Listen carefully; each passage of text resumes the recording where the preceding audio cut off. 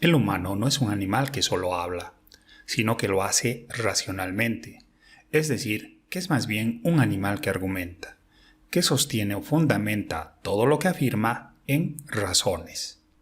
En este marco, el lenguaje adquiere un papel relevante en la vida en sociedad, y más a día de hoy que con la tecnología se abren nuevos canales comunicativos y en dimensiones distintas. Para entenderlo mejor, conviene enfatizar en algunos de sus rasgos más básicos, destacando básicamente 4. El primero, su carácter de esencial, puesto que la vida humana, la vida en sociedad quiero decir, es imposible sin códigos de intercambio de ideas, emociones y razones. Además de este rasgo pragmático, hay que entender que se trata de un factor concomitante, inherente, esencial a la condición humana. En segundo término, su carácter convencional, pues emerge de un acuerdo de adhesión no escrito, tácito, pues todo individuo que quiera integrarse a un colectivo deberá comenzar siempre por el lenguaje, ya que sin él será imposible establecer los canales de vinculación, los canales comunicativos necesarios para integrarse a ese grupo. En segundo término, cabe entender que se trata de un patrón o modelo comunicativo y que por lo mismo tiene ciertas reglas que deben cumplirse, y si acaso éstas se incumplen, emergen sanciones a partir de la crítica colectiva, incluso el ostracismo, pues sin reglas el lenguaje pierde su virtud de espacio común.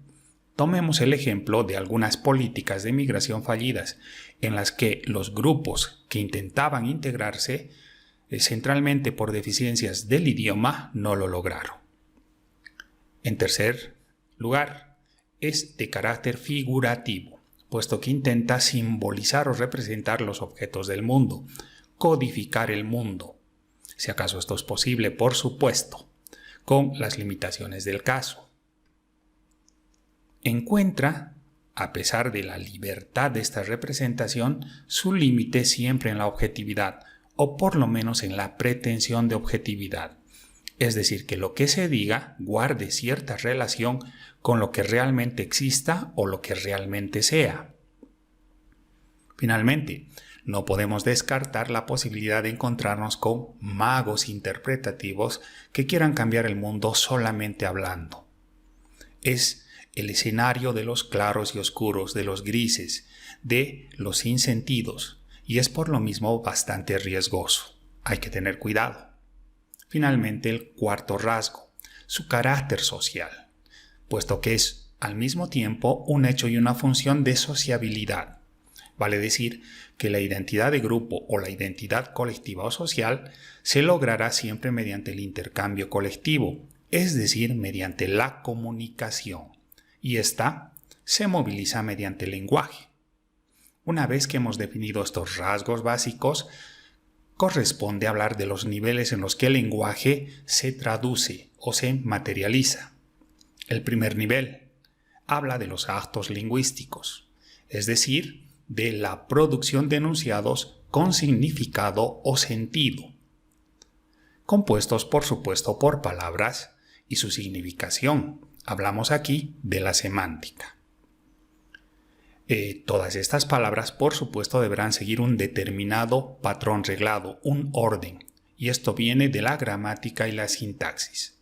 Deficiencias en estos elementos pueden dar lugar a ciertos sinsentidos, sea por desorden en la manera de secuenciar las palabras, haciendo ininteligibles los mensajes, o por ambigüedad semántica en los términos, y esto ocurre con más intensidad en aquellos idiomas en los que el sinónimo o la sinonimia es intensa. El nivel 2, compuesto por los actos del habla. Todo enunciado que ha sido producido ahora se emite, se lanza al exterior y con un fin concreto que se va a definir a partir de la intención del hablante, de los objetivos que éste tenga. Y dependerá, para ser bien entendido, en gran medida del contexto en el que se lo lanza y de la calidad del hablante. Algunos autores nos brindan clasificaciones a más complejas. Nosotros nos quedaremos con 2. La primera de Austin, que los divide Hablo de los actos de habla en directos e indirectos. Los primeros son aquellos que se traducen en mensajes concretos sin ambigüedades. Por ejemplo, el que se refiere a la solicitud para que alguien abra la ventana. ¿Puedes abrir la ventana, por favor? Es un mensaje directo. Pero el mismo contenido puede plasmarse en un mensaje indirecto. Cuando alguien insinúa o sugiere que abra la ventana, afirmando o preguntando, ¿hace calor, no? Instando de esta manera a un buen entendedor a que abra la ventana para que se produzca la ventilación en la habitación. Una segunda clasificación nos la brinda Searle, hablando de actos del habla, en primer término, aseverativos, decir las cosas como son, describirlas sin la intención de cambiarlas. Actos del habla directivos, en segundo término, buscando que se hagan las cosas, instando a la acción. El tercero, actos del habla compromisivos, asumir compromisos, es decir, lograr ciertos acuerdos para la acción colectiva. D, emotivos, expresar sentimientos. Y finalmente, declarativos, que producen o pretenden producir cambios materiales, cambios en el mundo externo. El nivel 3 ya habla de los actos conversacionales. Una vez que el mensaje, que el acto de habla o el acto lingüístico se ha producido, se han emitido los enunciados con finalidades concretas, surge el momento de lo dialógico, del intercambio de ideas, del intercambio de mensajes, el proceso de diálogo, que requiere, por supuesto, de cuando menos dos personas, el emisor y el receptor. Y este último al mismo tiempo puede convertirse también en un nuevo emisor, en una cadena de mensajes.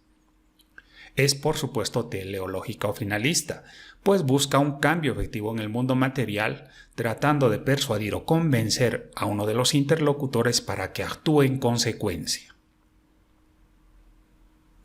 Aquí es importante, cuando establecemos diálogos, cuando establecemos actos de conversación, medir la cantidad de la información en cada mensaje. No decir ni más ni menos de lo necesario, pues quien mucho explica se complica, entonces hay que tener cuidado con ello.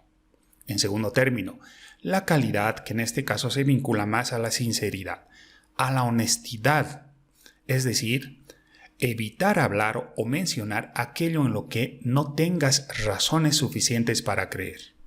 Puedes estar equivocado, pero has emitido el mensaje en su momento con honestidad, pues creías que era cierto. El tercero, la relevancia. El contenido de un mensaje puede ser o tener una relevancia general, pero en este caso hablamos de una pertinencia específica al tema. Es decir, que sea relevante a la problemática que es objeto de la conversación. Esto para que efectivamente ayuden las decisiones. Y finalmente, el estilo. En primer término, sé breve. Y esto tiene vinculación con la cantidad. No hables más de lo que tengas que hablar. No confundas con una marea de información. Sé ordenado. Cuenta la historia tal y como es y cómo se ha producido, con un orden concreto. En este caso, por ejemplo, el storytelling, ¿no es cierto? El contar historias ayuda mucho a lograr este cometido.